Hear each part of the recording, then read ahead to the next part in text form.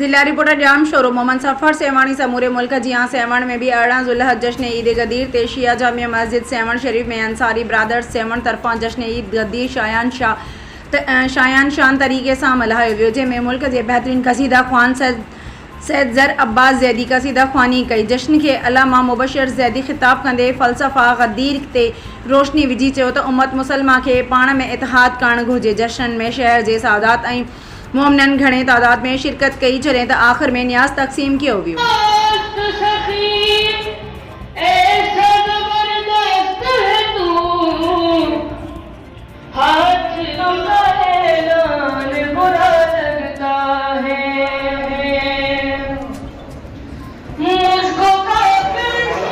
हमारी नजरें अली से हटे तो कहीं जाएगा।